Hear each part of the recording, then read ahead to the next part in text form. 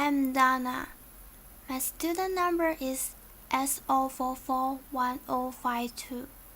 Today I'm going to read the speech delivered by Martin Pistorius, and the topic is How My Mind Came Back to Life and No One Knew. I'm a freshman in NCUE. Imagine being unable to say, I'm hungry, I am in pain, thank you, or I love you. Being trapped inside your body, a body that doesn't respond to commands. Surrounded by people, yet utterly alone. Wishing you can reach out to connect, to conform, to participate. For 13 long years, that was my reality. Most of us never think twice about talking, about communicating. I have thought a lot about it. I have had a lot of time to think. For the first 12 years of my life, I was a normal, happy, healthy little boy. Then everything changed. I contracted a brain infection. The doctors weren't sure what it was, but they treated me the best they could. However, I progressively got worse. Eventually, I lost my ability to control my movements, make eye contact, and finally, my ability to speak. While in hospital, I desperately wanted to go home. I said to my mother, "Went home." Those were the last words I ever spoke with my own voice. I would eventually fail every test for mental awareness. My parents were told I was as good as not there, a vegetable, having the intelligence of a 3-month-old baby. They were told to take me home and try to keep me comfortable until I died. My parents, in fact my entire family's lives, became consumed by taking care of me the best they knew how. Their friends drifted away. 1 year turned to 2, 2 turned to 3. It seemed like the person I once was began to disappear. The Lego blocks and electronic circuits I'd loved as a boy were put away. I had been moved out of my bedroom into another more practical one. I had become a ghost, a faded memory of a boy people once knew and loved. Meanwhile, my mind began knitting itself back together. Gradually, my awareness started to return, but no one realized that I had come back to life. I was aware of everything. Just like any normal person, I could sit and understand everything, but I couldn't find a way to let anybody know. My personality was entombed within a seemingly silent boy, a vibrant mind hidden in plain sight with a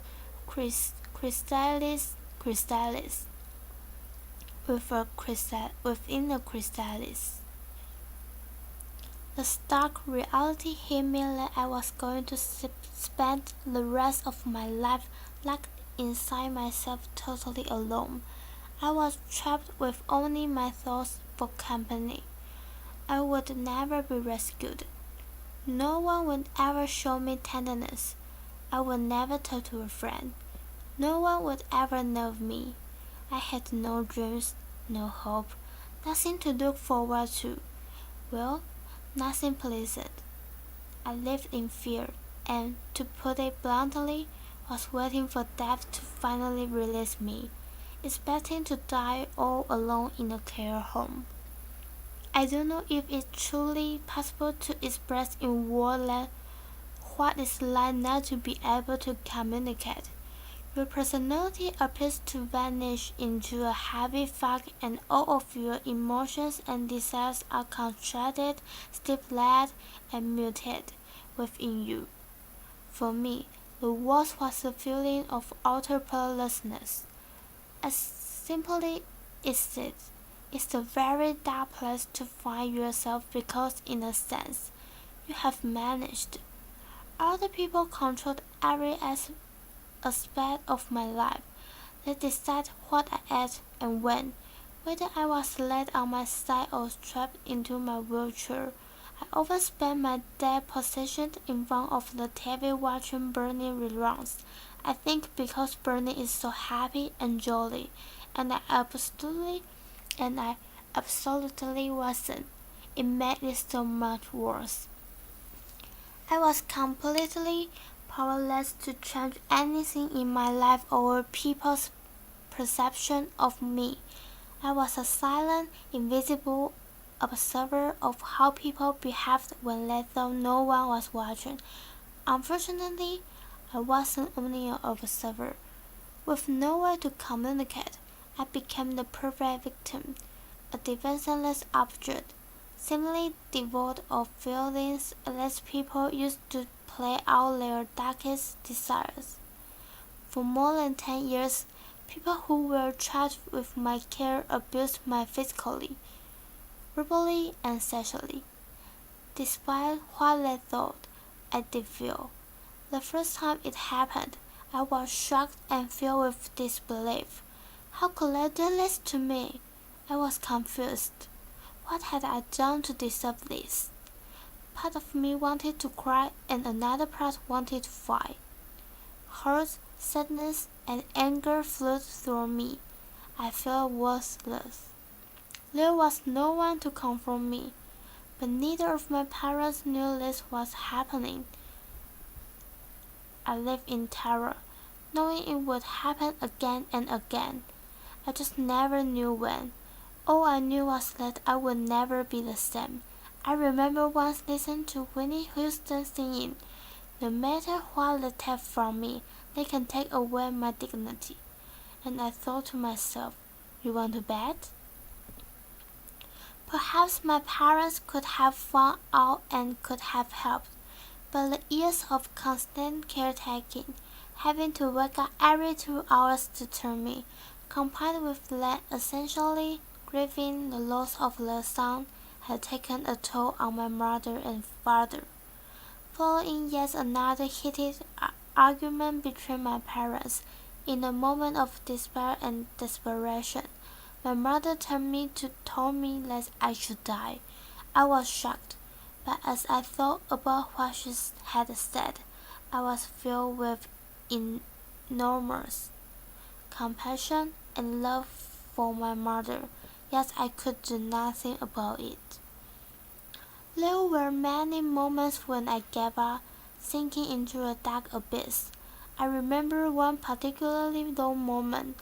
My dad left me alone in the car while he quickly went to buy something from the store. A random stranger walked past, looked at me, and he smiled. I may never know why, but that simple act, the fleeting moment of human connection, transformed how I was feeling, making me want to keep going. My instinct was tortured by mentally, and a reality that was often too much to bear. Along with my thoughts, I constructed intricate fantasies about ants running across the floor. I told myself to tell the time by notice where the shadows were. As I learned how the shadows moved as the hours of the day passed, I understood how long it would be before I was picked up and taken home. Seeing my father walk through the door to collect me was the best moment of the day. My mind became a tool that I can use to either close down to retreat from my reality or enlarge into a gigantic space that I could fill with fantasies. I hoped that my reality would change and someone would say that I had come back to life, but I had been washed away like a sand castle built close to waves, and in my place was the person people expect me to be. To some I was Martin, a vacant shell, the vegetable deserving of harsh words, dismissal, and even abuse. To others, I was the tragically brain-damaged boy who had grown to become a man, someone they were kind to and cared for. Good or bad, I was a blank canvas, onto which different versions of myself were projected. It took someone new to see me in a different way, and aromatherapists began coming to the care home about once a week. Whether through intuition or her attention to details that others failed to notice, she became convinced that I could understand what was being said. She urged my parents to have me tested by experts in augmentative and alternative communication, and within a year I was beginning to use the computer program to communication. It was exhilarating, but frustrating at times. I had so many words in my mind that I couldn't wait to be able to share them. Sometimes I would say things to myself simply because I could. In myself, I had a ready audience, and I believed that by expressing my thoughts and wishes, others would listen too. But as I began to communicate more, I realized that it was in fact only just the beginning of creating a new voice for myself. I was thrust into a world I didn't quite know how to function in. I stopped going to the care home and managed to get my first job making photocopies. As simple as this may sound, it was amazing. My new world was really exciting but often quite overwhelming and frightening. I was like a man-child, and as liberating as it often was, I struggled. I also learned that many of those who had known me for a long time found it impossible to abandon the idea of Martin they had in their heads, while those I had only just met struggled to look past the image of a silent man in a wheelchair. I realized that some people would only listen to me if what I said was in line with what they expected. Otherwise, it was disregarded and they did what they felt was best. I discovered that true communication is about more than merely physically conveying a message. It is about getting the message heard and respected. Still, things were going well. My body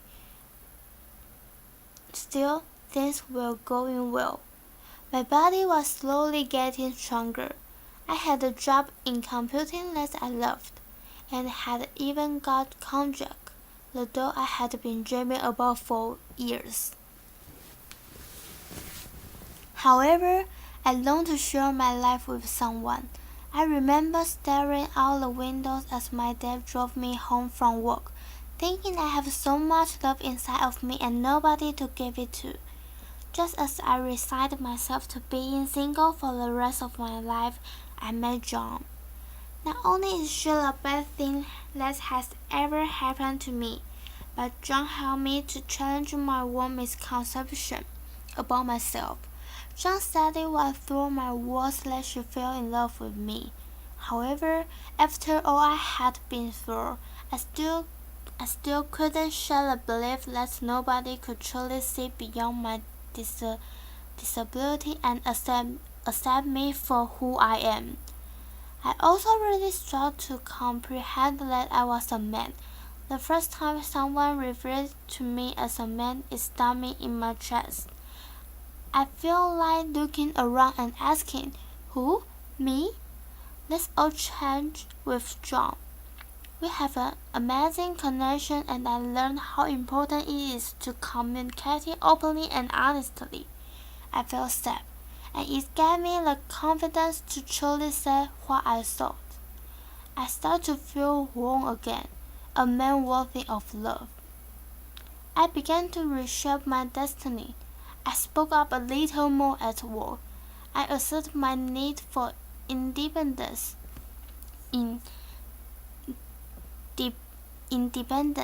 to the people around me. Being given a means of communication changed everything. I used the power of words and will to challenge the preconception of those around me and those I had of myself.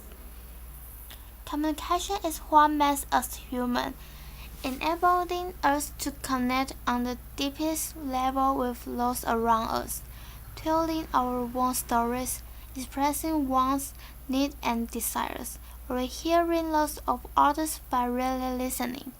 All this is how the world knows who we are, so who are we without it? True communication increases understanding and creates a more caring and compassionate world. Once I was perceived to be an inanimate object, a mindless phantom of a boy in a wheelchair. Today I am so much more. A husband, a son, a friend, a brother, a business owner, a first-class honor graduate, a keen amateur photographer. It's my ability to communicate that has given me all this. We are told that actions speak louder than words, but I wonder, do they? Our words, however we communicate them, are just as powerful. Whether we speak the words with our own voice, type them with our eyes, or communicate them non-verbally to someone who speaks them for us, words are among our most powerful tools. I have come to you through a terrible darkness, pulled from it by carrying thoughts and by language itself. The act of you listening to me today brings me farther into the light. We are shining here together. If there is one most difficult obstacle to my way of communication, it is that sometimes I want to shout and other times simply to whisper a word of love or gratitude. It all sounds the same, but if you will, please imagine these next two words as warmly as you can. Thank you.